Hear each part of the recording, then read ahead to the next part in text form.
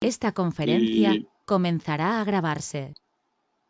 que hayan tenido la amabilidad de unírselo para escuchar al doctor Pérez. La AMEBEA del Ecuador fue fundada en 1982 por varios colegas que tuvieron una visión para la industria ecuatoriana de emprendimiento y de crecimiento. Y la intención primaria de la asociación es formar, dar la mejor capacidad de capacitación a nivel técnico y de actualización a nuestros colegas. Tenemos cerca de 180 socios agremiados a nuestra asociación. Tenemos 2 sedes en Quito, Ecuador, con la cual realizamos eventos. Y a raíz de esta crisis sanitaria global que nos tiene en cuarentena a varios países para controlarla, varios de los planes que teníamos como asociación para actualización de nuestros colegas y de la industria han tenido que sufrir unos cambios, y parte de estos cambios ha sido el desarrollo de charlas que vamos a empezar cada 15 días a partir de hoy a través de esta plataforma en los días lunes en el mismo horario, 4 de la tarde. Yo quiero también agradecer a los colegas que se dedican a esta industria en estos momentos difíciles, porque hoy por hoy la industria avícola, como varias otras de producción de proteína, es considerada una industria estratégica. Y nuestros colegas que están en campo están dando parte de su sacrificio para que nuestra población siga consumiendo carne, pollo y huevo. Para Ecuador, el 2019 fue un año de muchos retos, donde la industria de pollos parrilleros creció un 16% y la industria de postura un 6%. Este año va a ser todavía un año mucho más crítico y mucho más retador debido a las circunstancias que todos vivimos. Y es estos los momentos en que necesitamos ir transmitiendo y actualizando conocimientos a nuestros colegas de la asociación, pero también a todos nuestros colegas que están ligados a este tipo de industria.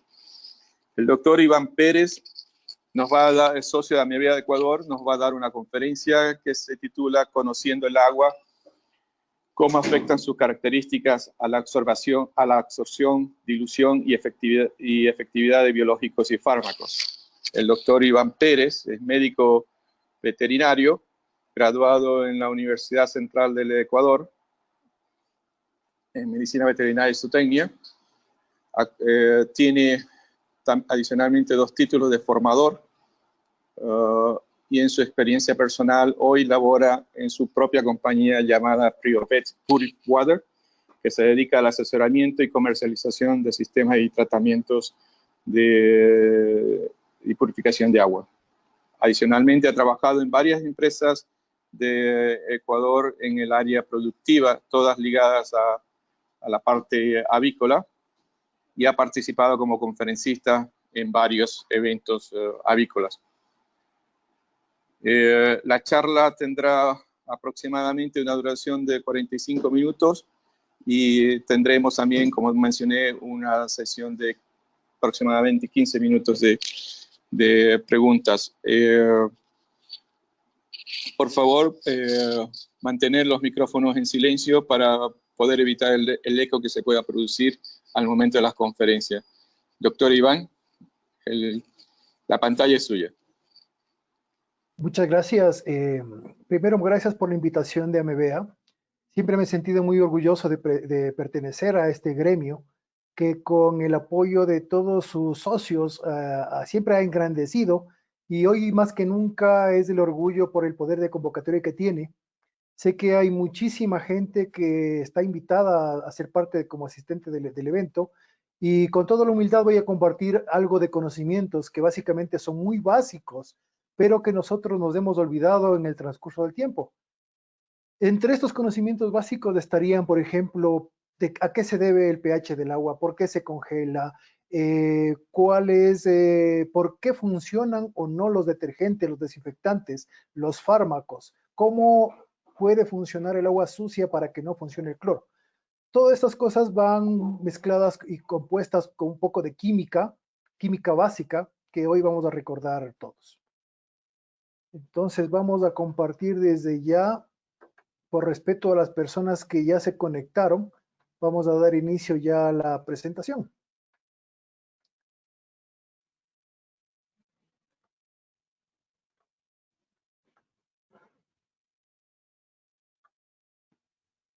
Activado. Muchas personas se preguntarán, ¿y por qué ese insecto está ahí en el agua y por qué comienza así la charla? El efecto que produce este insecto sobre el agua se llama tensión superficial. Es muy importante, y ya vamos a ver, y me pareció muy importante esa foto, que por qué un insecto o un animalito de estos puede flotar en el agua. No es que flota, es la tensión superficial y unas características del agua.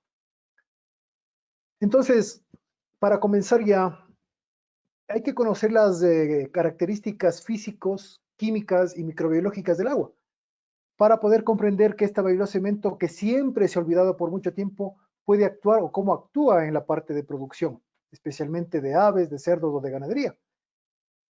Siempre yo comparo en que el agua tiene que ser de una característica igual o similar o hasta superior de la que tiene o la que consume las personas, la que consume el agua potable que consumimos. Muchas empresas o muchas personas creen que por ser animales, solamente los pollos o los cerdos, pueden tomar cualquier tipo de agua, así sea sucia o contaminada, y aquí comienza el primer error de todos nosotros. Entonces, todas estas características interfieren o van a afectar el proceso de efectividad tanto de los antibióticos, de los biológicos, y cuando tenemos ciertas calidades de agua, van a desmerecer o van a complicar el uso de los desinfectantes o de los detergentes. Vamos a ver cómo funcionan y cómo alteran esto. Entonces, el contenido de agua de algunos organismos, como vemos en el cuadro izquierdo en el celeste, vienen desde el 50 hasta el 98% de muchos organismos están compuestos por agua. Su composición es agua. Y en el humano, nuestros líquidos o nuestros porcentajes de agua en los diferentes sistemas u órganos también influyen mucho y no todos son del mismo nivel de agua, de la misma cantidad de agua y concentración. Asimismo, el agua ingresa al organismo por diferentes métodos, como por ejemplo las bebidas, los alimentos, el agua metabólica mismo, pero esta agua tiene que ser eliminada. Se elimina a través de la orina, del sudor, del aire, de las heces fecales. Entonces, esto más o menos mantiene un equilibrio. Yo, toda la cantidad de agua que yo necesito en el día, tengo que otra vez volver a ingresar para que haya este equilibrio. Entonces, en los seres humanos, encontramos tres tipos de aguas. El agua circundante, que es el que transporta sustancias, por ejemplo, la sangre, en el caso de los animales, de las plantas, la savia. Está también la linfa, que son sustancias, o el agua funciona como una sustancia transportadora. Está también el agua intersticial, o lo que se llama el líquido extracelular, que se encuentra fuera de las células.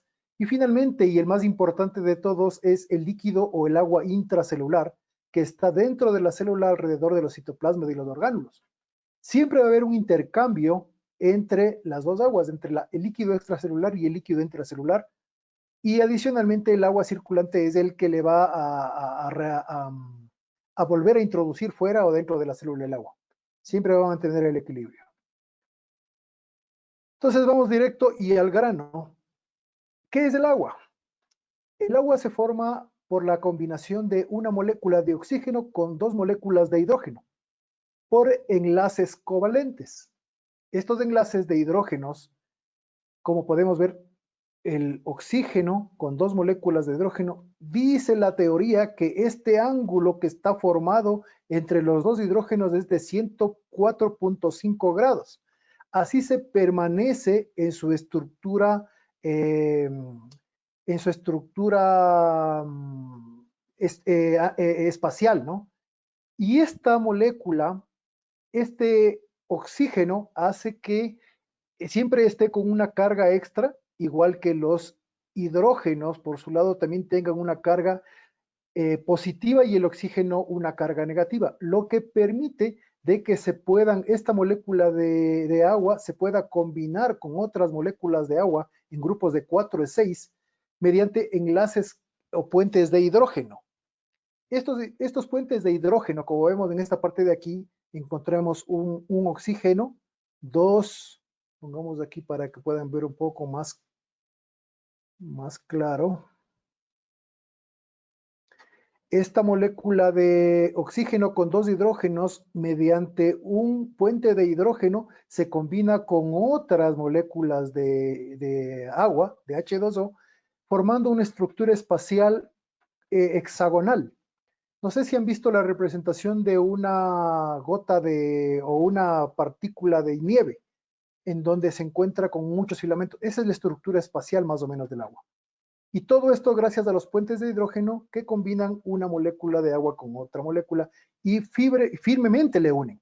A este proceso de unión entre moléculas se llama que el agua tiene unas características dipolares, porque tiene un polo con el hidrógeno y otro polo con el oxígeno, lo que le da la atracción y otras características que ya vamos a ver. Entonces, entre los dipolos, en el agua se establecen fuerzas de atracción llamadas puentes de hidrógeno y se forman de 3 a 4 hasta 9 moléculas. Con ellos se alcanzan pesos moleculares elevados y el agua se comporta como un líquido, porque a veces nos preguntamos ¿y por qué el agua es líquida? ¿Y por qué el hielo flota?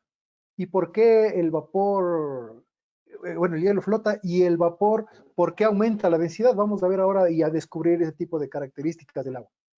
Entonces, aunque son uniones débiles, que son 30 veces más en los enlaces covalentes, o sea, este enlace covalente que junta el hidrógeno con el oxígeno es más fuerte que los enlaces de hidrógeno, los puentes de hidrógeno. El hecho de que cada molécula de agua disponga de 4 moléculas unidas por los puentes de hidrógeno nos permite que forme agua líquida o sólida o vapor de agua, o una estructura reticular responsable del comportamiento, como ya les había hablado, de que es una estructura espacial parecida a la estructura que nosotros podemos ver en la nieve. Todas estas propiedades, desde aquí comienza la parte inicial de las propiedades del agua y se deriva la importancia biológica del agua. Porque el agua, acordemos que es un elemento que va a tener características para otorgarnos la vida. Se habla de hecho de que la vida comenzó en el agua, ¿no? Las propiedades que nosotros podemos ver en el agua son, por ejemplo, una elevada fuerza de cohesión, elevada tensión superficial, como ya le vimos, elevada fuerza de adhesión, que es una capilaridad. Necesita un elevado calor específico para que éste pueda ser líquido como tal.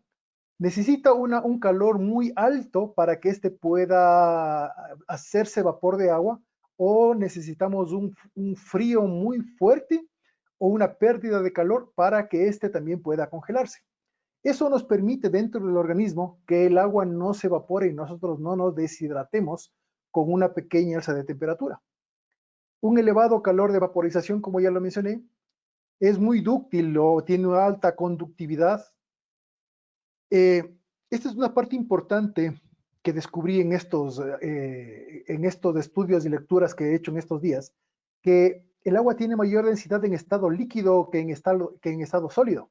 Por eso es que el agua puede flotar, porque es menos denso que el agua. Si hablamos de densidad, la densidad del agua, 1 gramo de agua o 1 mililitro a 4 grados centígrados, su densidad es igual a 1.00. Entonces, si nosotros tenemos agua que es sólida o como el hielo, nosotros tenemos una densidad menor, por eso flota. Tenemos también una elevada constante dieléctrica. Ya vamos a explicar esto con más detalle, y es la carga o la polaridad que puede tener el agua. Es transparente y tiene un bajo grado de ionización. Entonces el agua es más densa que el hielo. ¿Por qué? Porque al aumentar la temperatura, que solo se puede alcanzar el agua líquida cuando tiene 4 grados centígrados, como les mencioné, entonces cesa la atracción de las moléculas y estas se mueven más lentamente y forman 4 puentes de hidrógeno con sus moléculas vecinas. Entonces se apartan de entre sí y se forman un espacio que da una estructura dilatada. Por eso es que el hielo ocupa mayor espacio que el agua. Es decir, si nosotros ponemos un vaso con agua en la congeladora, después vamos a ver que el agua ganó volumen para hacerse hielo. Y es por esto de la inestabilidad de sus moléculas al formar 4 moléculas o 4 puertos de hidrógeno y al hacerse más espaciosa la unión que tienen entre esas partículas. Entonces, también tiene un elevado calor de vaporización. Todos sabemos que el agua comienza a evaporar alrededor de los 60 grados centígrados, pero cuando es vapor completamente es alrededor de los 100 grados centígrados en la costa y en la sierra comienza el proceso de ebullición o vaporización a partir de los 91 grados. Mientras más alto estamos sobre el nivel del mar, menos de energía necesitamos para que esta pueda ser vaporizada. Y esto nos ayuda también a la función termorreguladora del organismo. Si nosotros sudamos para que el agua que no tiene un punto, que necesita evaporarse, nos refresque, porque el agua cuando está en pequeñas partículas a nivel de vapor absorbe el frío circundante y nos produce calor y nos enfría el cuerpo. En el caso de los humanos, ahora, las aves tienen otro sistema de ventilación porque las aves no pueden sudar. Es el jadeo y el levantar de las alas lo que hace que las aves puedan enfriarse. Los cerdos sudan a través de unas glándulas que tienen alrededor de las patas, de las pezuñas. Los perros jadean para poder respirarse también y los caballos sudan también igual que los humanos. Pero nosotros tenemos muchos sistemas en el cual nosotros podemos eliminar esta sobre fuerza calorífica, digamos, y poder enfriarnos. Otra de las propiedades del agua es la solvatación. La solvatación es un equilibrio que existe entre las moléculas o los solutos, la parte de minerales que están dentro de una molécula o de la célula con la que está fuera de la célula.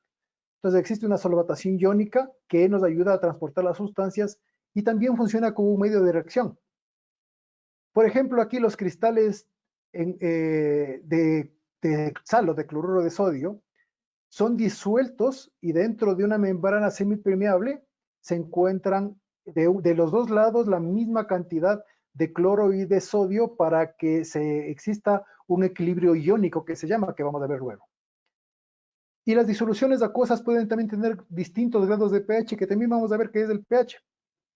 Entonces, el agua en una pequeña cantidad de moléculas se encuentran ionizadas según la ecuación siguiente. Agua más agua se ionizan y se produce un agua, pero con un ion extra de hidrógeno más un ion hidroxilo.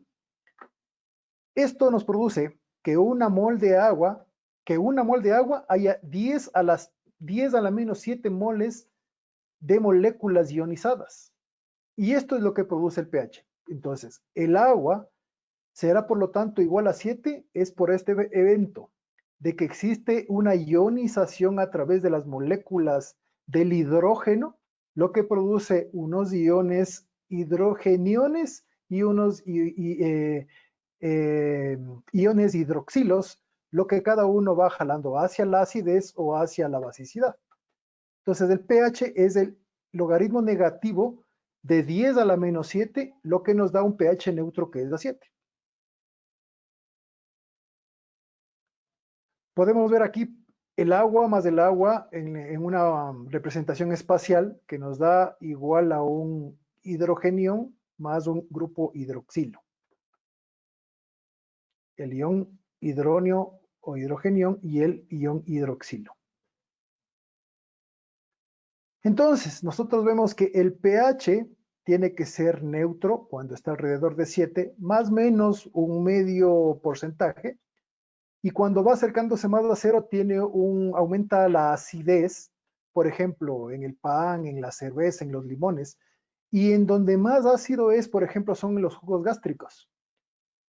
Al otro extremo está la alcalinidad, en donde los detergentes, bicarbonatos, el amoníaco que están en las camas, tiene un pH alcalino, o grupos de hidroxilos sódicos que tienen un pH muy, muy elevado. Entonces, el pH neutro es cuando hay un equilibrio entre el grupo de hidrógeno y el grupo hidroxilo. Cuando hay más ácidos, hay mayor cantidad de hidrogeniones y cuando es alcalino hay mayor cantidad de grupos de hidroxilos. El 7 es el equilibrio entre lo ácido y lo base. Están los dos equilibrados. Y volvemos a las funciones del agua en los seres vivos. Primero funciona como un disolvente. Disuelve la mayor cantidad de biomoléculas, lo que permite el desarrollo de reacciones metabólicas en el seno del agua, ¿no? Bioquímicamente produce hidrólisis, que son rupturas de enlaces introduciéndole en el agua. Transporta muchas sustancias dentro y fuera de la célula y también dentro y fuera del organismo, la sangre, por ejemplo. Estructuralmente, la presión del agua mantiene un volumen y forma células con una membrana rígida. También hace inclusive que si es que uno recibe un golpe, o la célula, como si recibe un golpe, tenga un efecto amortiguador. Y es termorregulador porque su elevado calor específico o calor de vaporización evita los cambios bruscos de temperatura en el organismo, lo que evita que uno no se deshidrate con tanta facilidad, sino cuando ya está sin agua por mucho tiempo también. Aquí vemos algunas características biológicas del agua. Por ejemplo, el agua es líquida a temperatura ambiente debido a los puentes de hidrógeno. Este es un resumen de lo que ya vimos hace un momento. Porque los puentes de hidrógeno mantienen a las moléculas juntas, pero ni muy alejadas, como puede ser en el hielo, ni muy juntas, como puede ser en el vapor. El medio de transporte en el organismo y es un medio lubricante. Esa es su función biológica de la temperatura ambiente y de las propiedades de los puentes de hidrógeno. Cuando hay un alto calor o vaporización, la energía calorífica puede ser tan alta que se rompen estos puentes de hidrógeno. O todo lo contrario, absorbe mucho calor cuando el agua se congela. Entonces, esta función termorreguladora ayuda a mantener constantemente la temperatura corporal de los animales homeotermos. Hablamos de los mamíferos. Tiene una elevada tensión superficial. Las moléculas superficiales están fuertemente unidas en el interior, pero no las externas como en el aire. Entonces, esto hace que ciertos insectos que son más ligeros puedan flotar encima del agua, o las hojas, por ejemplo. Y la tensión superficial también nos ayuda en lo que tiene que ver con el uso y la funcionalidad de los detergentes y los desinfectantes también. Porque los detergentes, cuando están combinados o disueltos en el agua, hacen que esta tensión superficial sea mucho mayor y puedan romper y lisar muchas de las bacterias. Causa deformaciones celulares de los movimientos citoplasmáticos. Ese es el efecto que produce esta elevada tensión superficial. Como todos sabemos, es un excelente disolvente porque la mayoría de las sustancias polares pueden disolverse en el agua, lo que nos permite transportar sustancias en el seno y en todas las reacciones metabólicas del organismo. También tiene una alta cohesión y adhesión. A través de los puentes de hidrógeno se mantienen juntas las moléculas de agua, lo que no permite, mejor dicho, que se deforme el citoplasma o la membrana celular de todas las células que tenemos en el organismo. Tiene una masa densa sólida, todo producido por estos puentes de hidrógeno que se congelan y mantienen a las moléculas más separadas. Algo que no nos habíamos percatado, o por lo menos yo no me había percatado, es que en los mares y en los ríos se congela solo la parte superior, pero dentro, en las partes de, hablemos, 50 centímetros, de que está congelado, otra vez el agua es líquida. Tiene una capacidad de disociación iónica, lo que significa que el agua es capaz de disociarse en iones para aportar hidrógenos o hidroxilos en las reacciones bioquímicas y metabólicas del organismo. Todo esto no podría funcionar en el organismo sin la presencia de las sales minerales. Por eso es importante ver las características físicas, químicas del agua, porque el agua por sí misma no podría ser capaz de proporcionarnos vida para mantener los equilibrios que nosotros necesitamos para ciertas funcionalidades o procesos metabólicos que nosotros tenemos. Por ejemplo, en los seres vivos puede presentarse sustancias minerales o sales minerales que son sólidas o precipitadas, que nos dan, por ejemplo, la dureza del agua, como el carbonato de calcio o el fosfato cálcico. En el caso de los animales o de los vertebrados, en los animales el fosfato cálcico produce el esqueleto. En el caso de los invertebrados que tienen un exoesqueleto, el carbonato de calcio producen las conchas en los moluscos, en los cangrejos o en los corales. Pero también sales minerales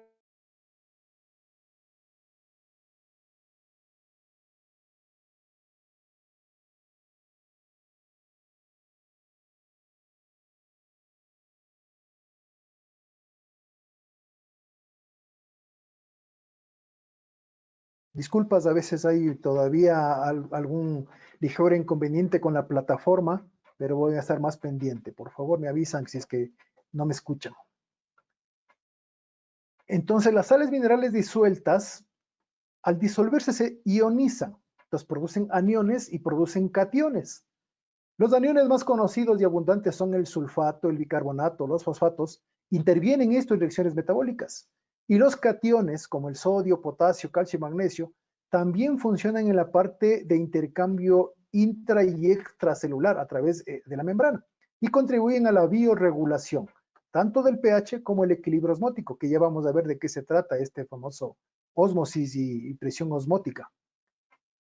Entonces, estas sales disueltas se encuentran disociadas en sus iones, como ya les había dicho, cloruros, fosfatos, carbonatos, bicarbonatos y nitratos en forma de aniones, y en forma de cationes son abundantes el sodio, el calcio y el magnesio. Entonces, ¿cuál es la función de estas sales minerales cuando ya están disueltas? Mantener un grado de salinidad en los organismos, porque acordémonos que la sal en exceso es mala, pero nosotros necesitamos una cantidad adecuada de sal, de cloruro de sodio especialmente, para que haya un intercambio intra y extracelular, lo que permita un equilibrio y una presión osmótica adecuada. Además, regula la actividad enzimática, regula la presión osmótica y el volumen celular. Muchos hablan de las famosas bebidas isotónicas. Una bebida isotónica es una bebida que mantiene el equilibrio o que cuando entra al organismo, cuando es ingerida, esta se absorbe rápidamente y puede mantener un equilibrio dentro y fuera de la célula.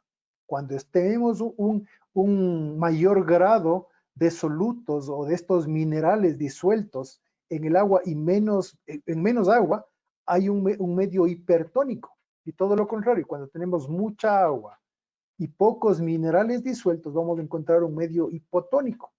Entonces, esto genera potenciales eléctricos que también van a ayudar a muchas funciones en el organismo. Inclusive, la sal está en la sangre, por ejemplo, está a nivel intracelular y funciona para que el músculo se contraiga. Entonces, vamos a ver, por ejemplo, estos iones asociados a las moléculas orgánicas, especialmente como el hierro está en la hemoglobina, el magnesio está en la clorofila de las plantas, el fosfato está a nivel de la membrana celular, cobalto, yodo y azufre están a la final dentro de los componentes del organismo y tienen funciones específicas como por ejemplo el sodio, el potasio y el cloro transmiten impulsos nerviosos, el calcio ayuda a las contracciones musculares y a la coagulación sanguínea, el hierro transporta oxígeno, el zinc es un factor enzimático, el magnesio produce la fotosíntesis en el agua, por ejemplo.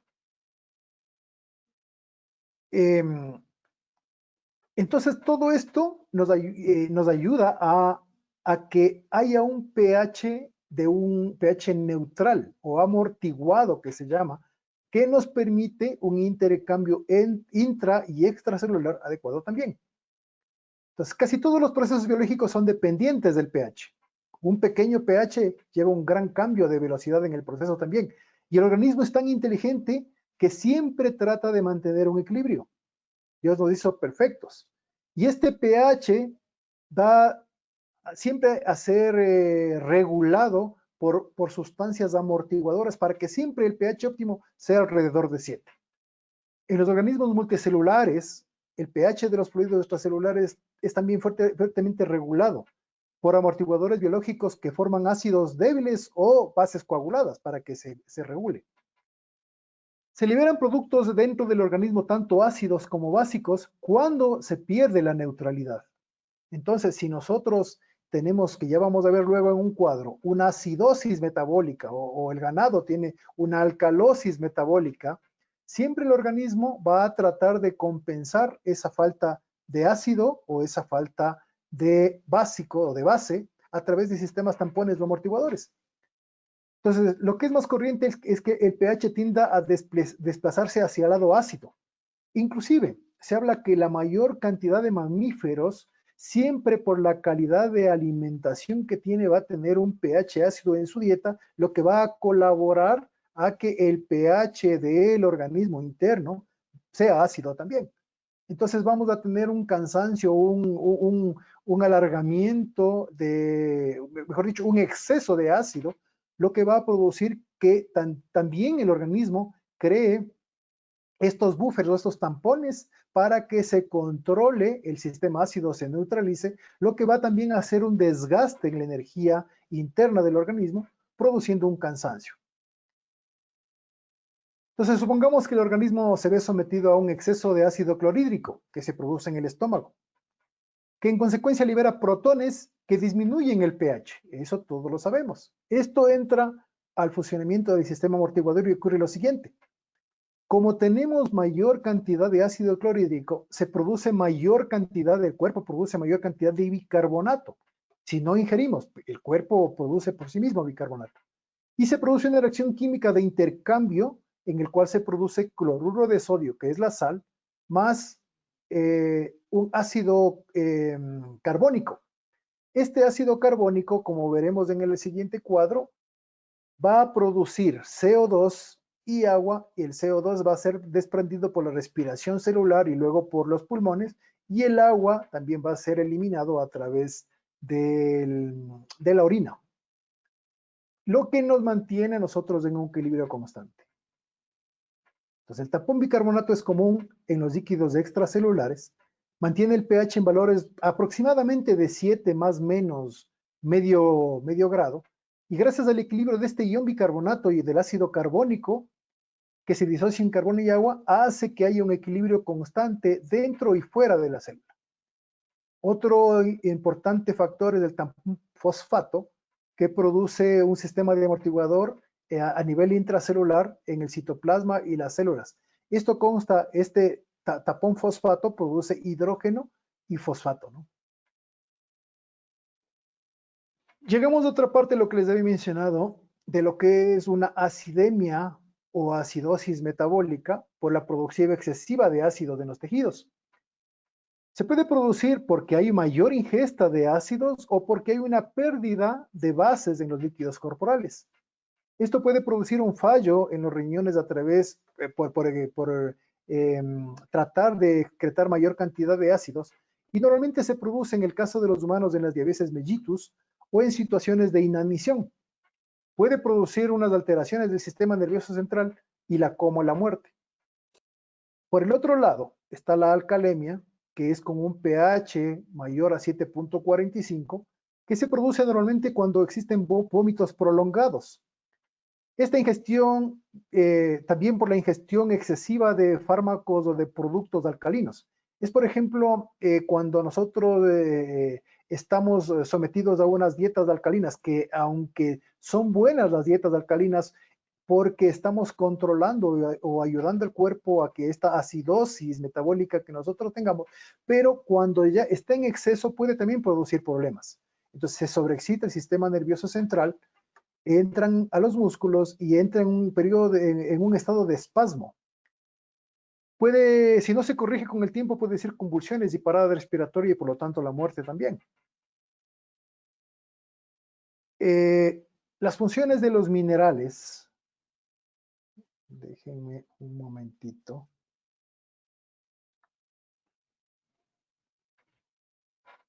Entonces, ¿cómo funcionan las sales minerales? ahí viene la parte importante que tienen que parar mucha bola, mucha concentración en este momento, porque el mantenimiento de las condiciones adecuadas de los líquidos hace que se presente la ósmosis. Esto es, nosotros tenemos una membrana celular semipermeable que mantiene dentro y fuera de la célula que la concentración entre soluto y agua o disolvente siempre sea la misma. Entonces, si es que, por ejemplo, aquí yo tengo una cantidad igual dentro y fuera de la célula, voy a tener un equilibrio, un pH estable y una presión osmótica equilibrada. Cuando yo tengo una mayor cantidad de agua de un lado de la membrana y del otro lado mayor cantidad de iones, de minerales disueltos o de soluto, voy a tener una descompensación. Entonces, una deshidratación, por ejemplo, hace que el líquido extracelular, en esta misma gráfica podemos entender, si yo pierdo cuando sudo mucho, cuando he hecho mucho ejercicio y no he tomado agua, pierdo líquido extracelular. Entonces, ¿qué hace el cuerpo por compensación? Trata de sacar, o mejor dicho, saca el agua de dentro de la célula para mantener el equilibrio osmótico y compensa para que el cuerpo trate de tomar agua y no se muera ni se colapse el otro lado de la membrana, digamos, para que siempre esté de una manera equilibrada. Pero llega un punto en donde tampoco le puedo sacar todo el líquido de dentro de la célula porque el cuerpo va a morirse y a compactarse. Entonces, aquí la naturaleza creó un método que se llama la presión osmótica, que es la presión mecánica necesaria para que la entrada del agua o la salida del agua pare y ya no haya esta deshidratación interna dentro o fuera de la célula, sino se mantenga un equilibrio o una descompensación por último, pero que ya no sacrifique más el funcionamiento del organismo como tal. Los efectos osmóticos en la célula entonces son, cuando yo tengo una membrana semipermeable y todo está en equilibrio, la molécula de agua, mejor dicho, la célula, va a estar en un equilibrio perfecto y va a estar respondiendo de una forma adecuada. Si yo tengo una solución isotónica, quiere decir que yo tengo a los dos lados de la membrana voy a tener un efecto adecuado, una concentración adecuada, la célula va a estar bien. Pero si yo tengo una hipotónica, una concentración hipotónica, ¿qué quiere decir? Mayor cantidad de agua fuera de la célula va a hacer que la célula trate de introducir agua dentro de la célula y comienza también a haber otro problema que es la sobredosificación o sobreingesta de agua, lo que puede producir una explosión, una turgencia de las moléculas. Ya vamos a ver en otros gráficos, por ejemplo, con los glóbulos rojos. Este es un medio isotónico con un pH de 7, dentro y fuera de la membrana celular encontramos la misma cantidad de iones o de estos minerales disueltos. Aquí tenemos un glóbulo rojo que está de una manera perfecta y con una forma adecuada.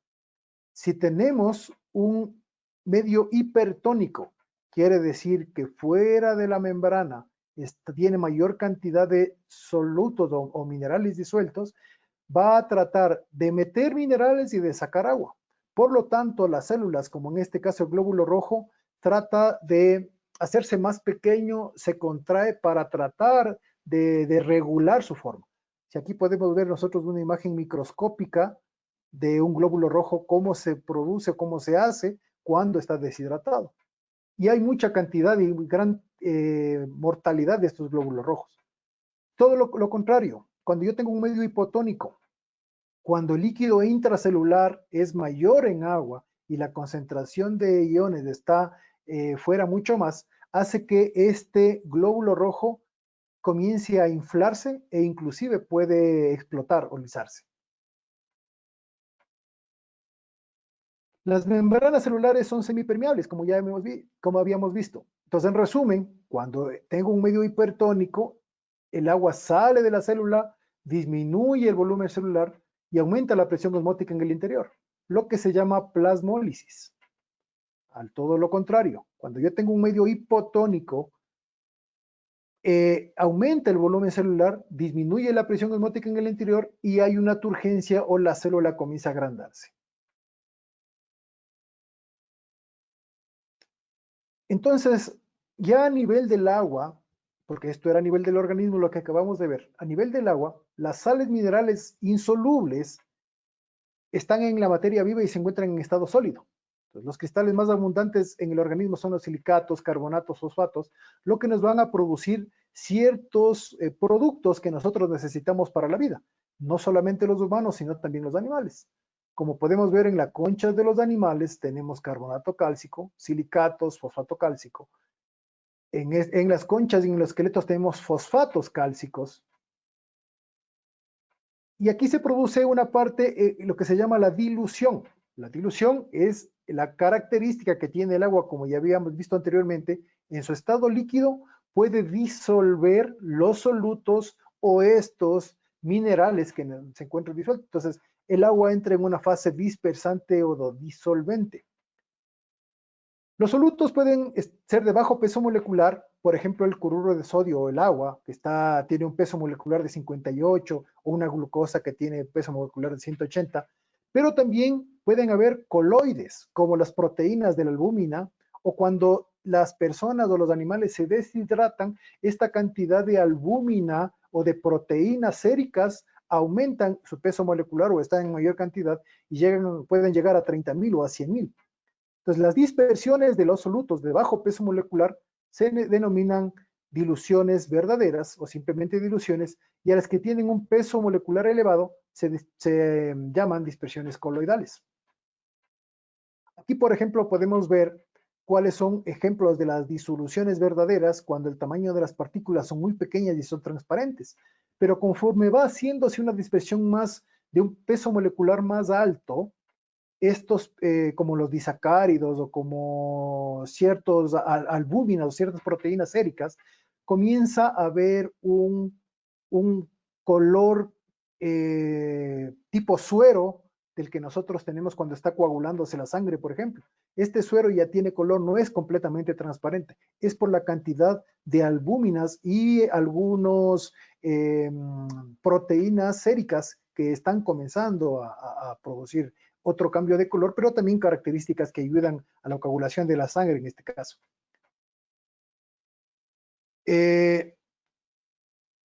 Pasemos de esto y le vamos a dar vamos a hablar ya directamente sobre el agua y sus características y cómo de estas van funcionando y cómo se van mejorando a través del agua o de qué nos sirven estas cosas. Entonces, el término agua es relativo y se refiere a la composición que tiene el agua en la concentración de las sustancias, lo que ya habíamos visto hace un momento. Esta concentración de sustancias se producen en procesos naturales y actividades humanas, como por ejemplo se ha clasificado en que son sustancias buenas o que son sustancias malas.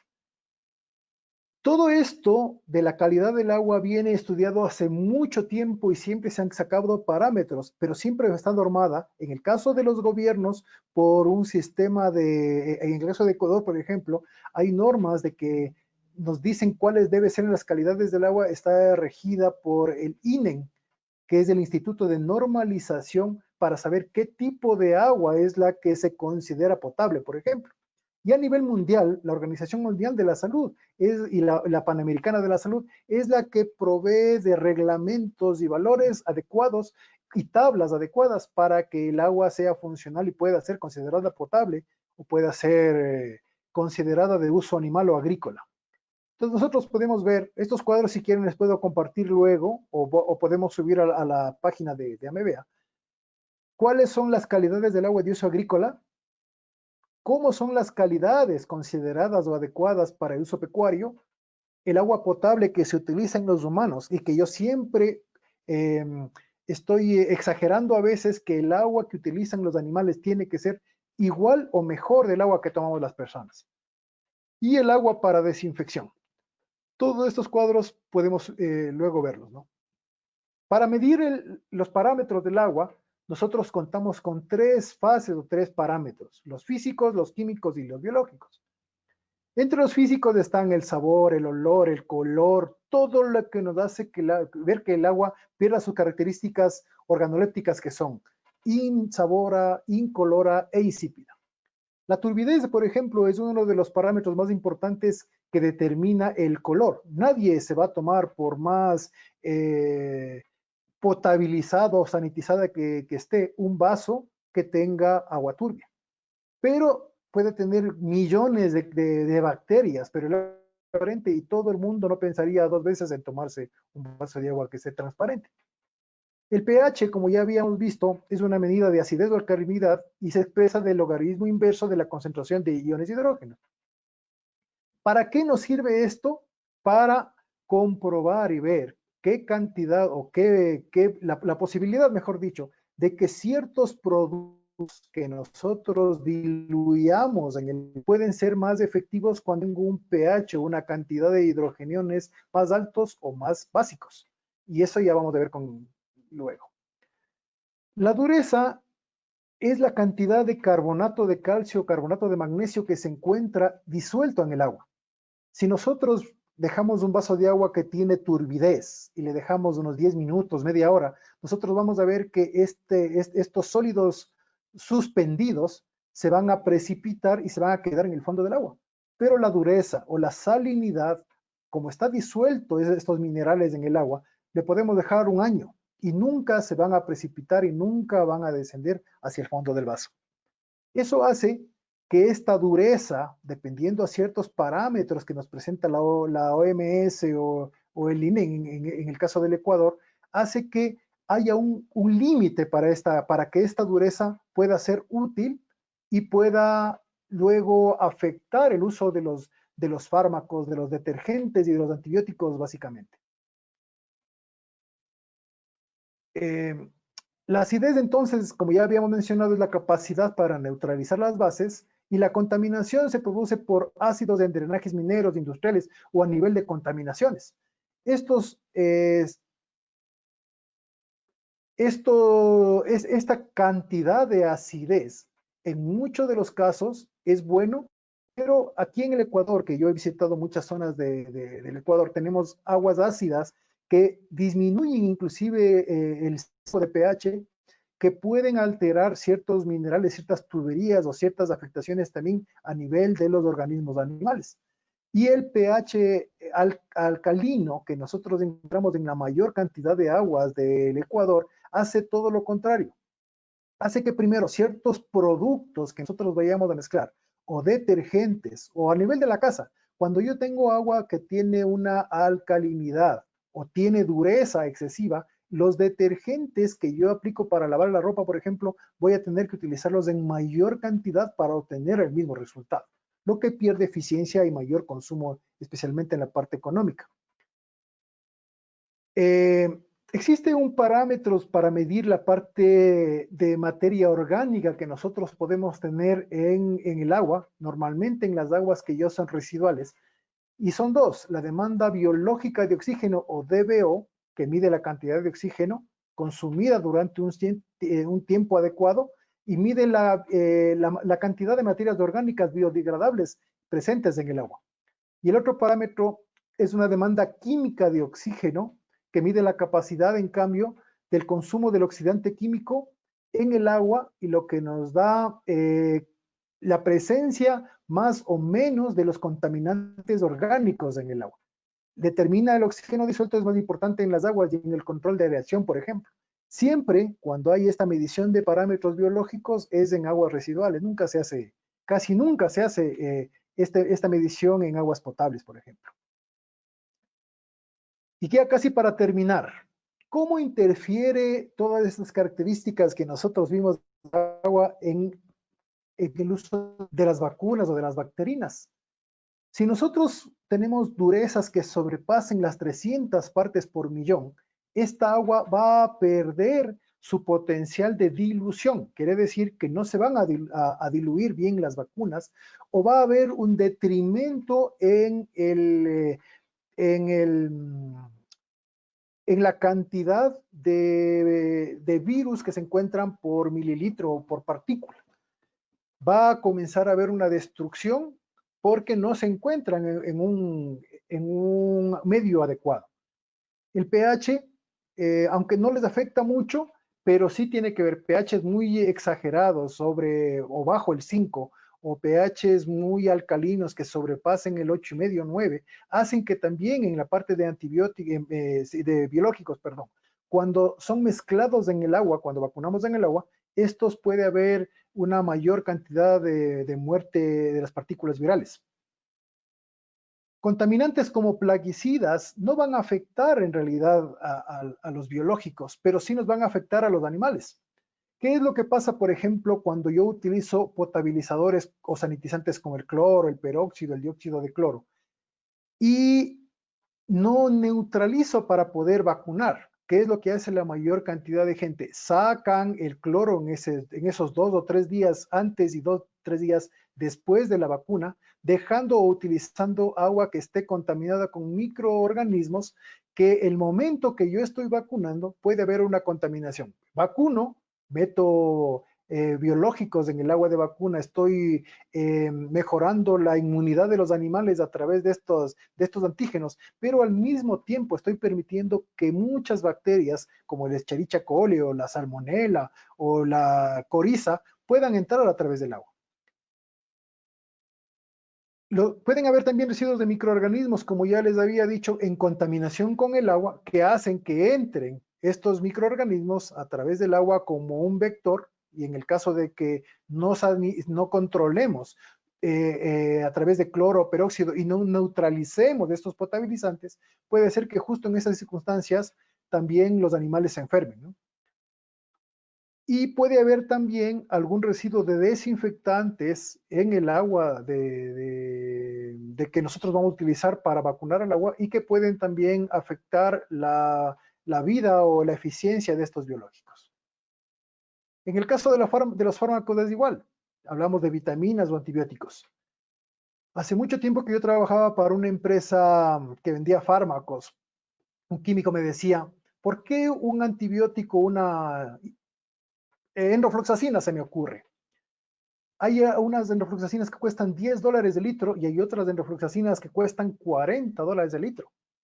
Entonces le preguntaba al químico y él me decía, todo depende del excipiente, del principio activo y sobre todo del productor de fármacos, del laboratorio y de su equipo técnico que hace que el equipo tenga estabilidad, biodisponibilidad, excreción y todo. Entonces, los precios que pueden tener el uno y el otro viene afectado por la importancia del excipiente, básicamente, y en la gran cantidad de excipientes tiene que ser un excipiente que sea o que se pueda diluir en agua.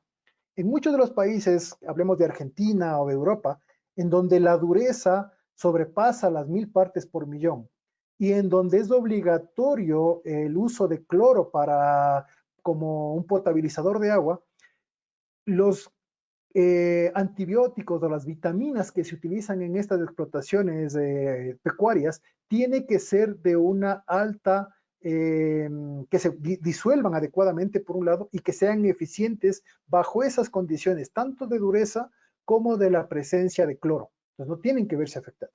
No tengo que yo quitar el cloro para dar un antibiótico, por ejemplo. Y hay muchas personas que recomiendan porque se puede ver de acuerdo a la inestabilidad del agua, al pH del agua, a la salinidad o al manejo del excipiente no adecuado que le pusieron en el antibiótico, que el agua no marque bien, no esté bien. Igual están 3 minutos, afectados. doctor. ¿Listo? Se puede ver afectada la dureza, como ya habíamos visto, salinidad, los potabilizadores o los microorganismos. En el caso de los desinfectantes y detergentes, yo creo que el mayor problema que nosotros podemos encontrar más que el pH es la dureza. La dureza del agua hace que los detergentes y los desinfectantes no sean adecuados. Por lo tanto, necesitamos mayor cantidad para que se diluyan por un lado, para que salgan espuma y tengan ese efecto que tiene un desinfectante o detergente, que es romper la permeabilidad de la membrana de las bacterias. Y podemos encontrar muchos inconvenientes y muchas faltas en el proceso de desinfección y de lavado, ¿no? Eso es todo con respecto a la charla que hemos dado. Y para la charla que va a estar, me imagino, cargada en la plataforma de MBA, también les compartí luego de esto, les voy a compartir estos interpretación de resultados en el cual nos explica, por ejemplo, aquí, si yo tengo alcalinidad o aluminio o amonio, cuáles son los parámetros recomendados y qué es lo que yo tengo que hacer. Y nos encontramos con muchas hojitas de estas en el cual nos dan muchas soluciones. Espero les haya gustado la charla, no haberles sido muy cansones y hayamos entendido o nos hayamos recordado cómo eran las clases de ciencias naturales en la escuela. Muchas gracias a todos. Muchas gracias, doctor. Tenemos unas preguntas aquí, así que voy a ir en este orden. Les recordamos que para aquellos que quieran hacer preguntas, escribirla en el chat. Doctor Pérez, ¿qué condiciones de pH y de dureza de agua se requiere cuando se aplica quinolonas en el agua de bebida de las aves? Como les decía casi al final, lo importante, a mí no me interesa, si yo utilizo un buen producto, que este pH o esta alcalinidad o esta cantidad de dureza sea importante. Si el producto es estable químicamente, puedo ponerle con durezas de más de 1000 o más de 2000 como utilizan en Europa, o con pHs de menos de 5 o más de 8, o con presencia de cloro, sin que las quinolonas de ningún producto se involucren en la dilución del evento. Normalmente, cuando yo tengo una quinolona de mala calidad, siempre se va a precipitar, normalmente cuando tengo aguas alcalinas y cuando tengo muy duras y cuando tengo cloro también. Pero ya depende de la parte química.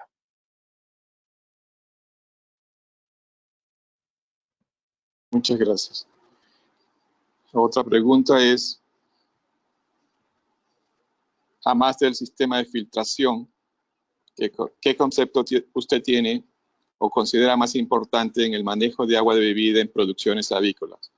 Y de acuerdo a su experiencia en el país, ¿qué zona es la que ha encontrado con mayores problemas? Yo siempre he encontrado mayor cantidad, yendo por la pregunta del final, mayor cantidad de problemas en la zona del centro del país, básicamente, por las durezas excesivas que sobrepasan las 500, 600, 700 partes por millón, ahí alrededor del volcán Tungurahua, por ejemplo. En las zonas de la costa, por ejemplo, Manta, la zona de Manabí, las zonas que están muy pegadas al mar, también con durezas muy elevadas y con alto porcentaje de salinidad, sí son problemas para yo dar a los animales. Entonces necesito hacer tratamientos a más de la filtración, que es el primer proceso que se tendría que hacer, como, qué sé yo, ósmosis inversa, por ejemplo, y sacar todos los minerales que yo tengo en el agua. Lo básico es, de lo que con muchas personas hemos hablado, que venden potabilizadores de agua, que si yo estoy utilizando un potabilizador de agua como el cloro, el peróxido, el dióxido de cloro, el ozono o cualquier otro oxidante o potabilizador de agua, primero el agua tiene que ser transparente y filtrada, libre de contaminantes que se puede hacer a través de lechos de carbón activado y sobre todo libre de cualquier patógeno que se vea, ¿no? Por ejemplo, el lodo, materia verde, materia orgánica.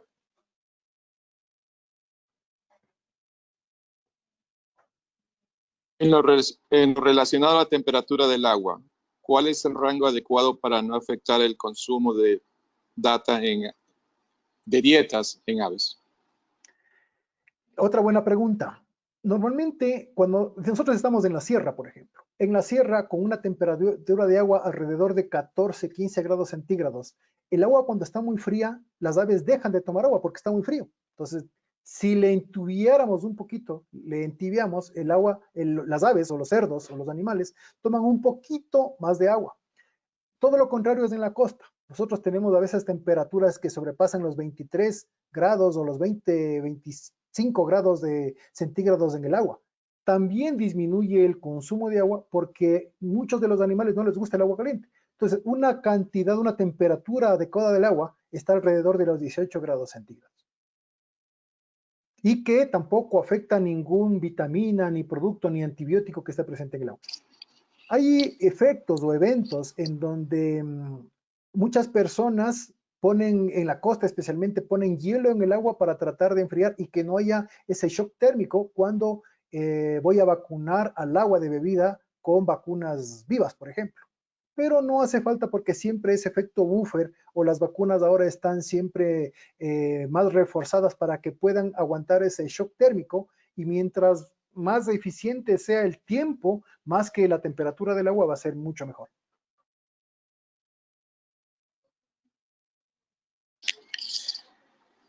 En caso de aguas duras, que son comunes en las explotaciones avícolas, ¿cómo afectan en la misma a los productos en polvo y a los productos líquidos?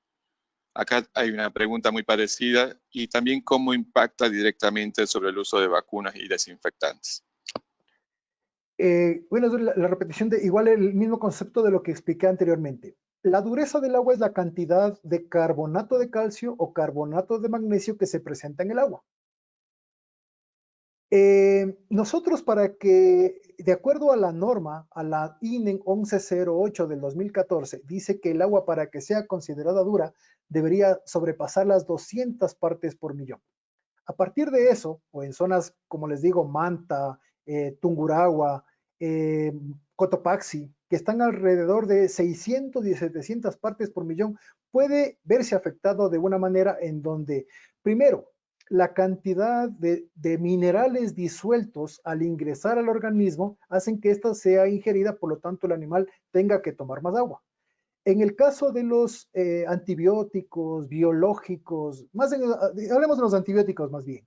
En el caso de los antibióticos, si yo no tengo una molécula estable, adecuada y químicamente trabajada en bien, va a haber ciertos aspectos que involucren al carbonato de calcio con la partícula y también puede haber precipitaciones.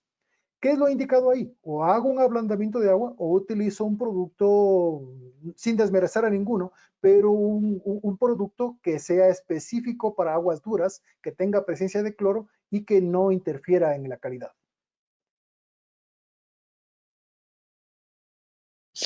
En ese mismo ámbito hay alguien que hace una pregunta específica sobre cuál sería el pH ideal para macrólidos como la tilosina.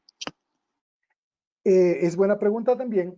Normalmente, si yo tengo pHs alcalinos, hay una mejor dilución y mejor absorción de los nutrientes cuando tengo macrólidos como la tilosina, la gentamicina y algunos de los macrólidos que sí funcionan mejor en pH alcalino. Y una enrofloxacina, una amoxicilina funcionan mejor en un pH ácido o neutro.